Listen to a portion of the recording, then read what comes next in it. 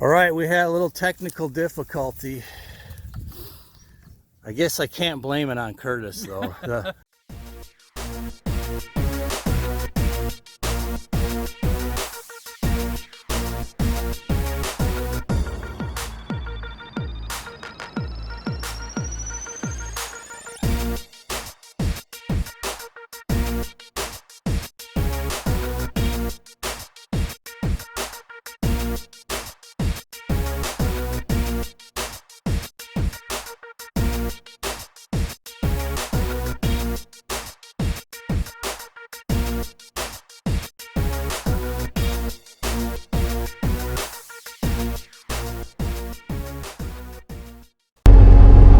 Back out at the client property of Curtis, back land clearing.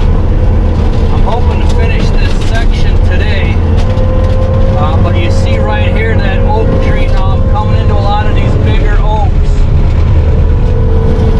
like this one right there. So I'm gonna work around those and try to preserve all the nice ones, you know, that are like roughly 4 inches or bigger. Because those should be producing acorns here in a year or two if they're not already. And you can kind of see like there's a shadow in there because they're starting to canopy on the top. You can kind of see the brushes and it's bad underneath them. There's another one right here. Better not pop a track off of there turning too sharp.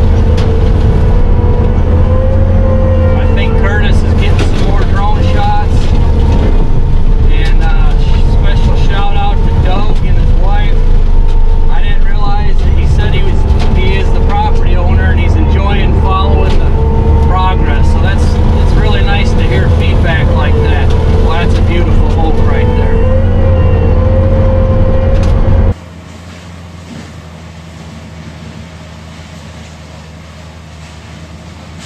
Hey guys, Kapper here and welcome back. This is I think day 3.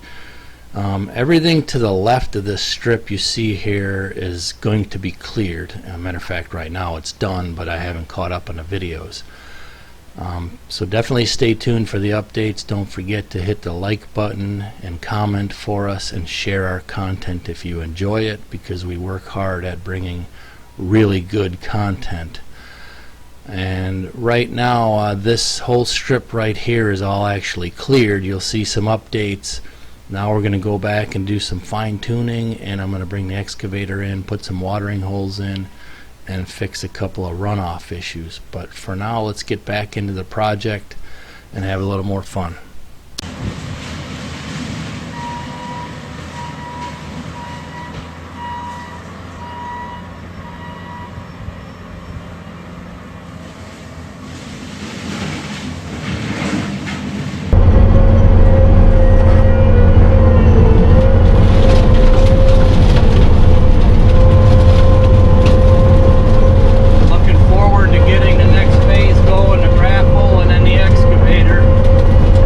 Speaking of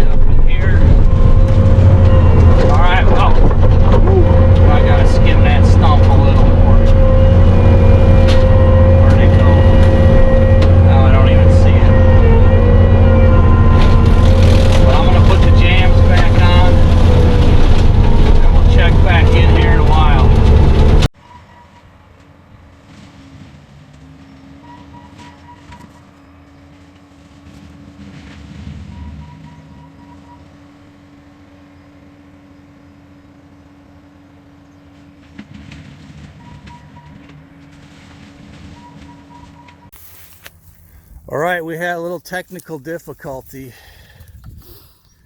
I guess I can't blame it on Curtis though. The drone just quit working midair, which this is one of the ones that I have crashed before, but it just froze up. I guess we'll take a look at the last video, but she froze up. And I'm thinking, no, if I would have hit it with the cutter, it would have shredded it. That must have just been a hard landing or something. Well, I was coming this way, well, basically at full speed, getting footage of the lane he cleared coming down, then the screen froze up. I couldn't find it anywhere. I was just sitting in the tree line trying to do it by sight, and I couldn't see it anywhere. Oh, good. I'm pretty sure I bought the insurance on it, so hopefully for like $100 deductible, I'll get a new one through DJI. So stay tuned. But did you get any good film before she went down? I did get some good film. All right, good deal. I was working down the first battery, but I got some good. All right, at least we got something out of it. I was dodging shrapnel when you were coming out there. And I oh, nice. And, cool. Well, I guess it's a hazard. Cost of doing business. Yeah. This one's a good crash. Yeah. Yeah, it hit the ground. Look at that, the dirt. So it must have just like crashed right down, but it's supposed to hover. That's the thing. Yeah. They're supposed to hover when they lose contact or connection, because it's happened before, but well, cost of doing business. And I also busted the antenna off of this one. Makes you wonder, hey, the excavator broke and now the skid steer. Maybe time for a change, design change.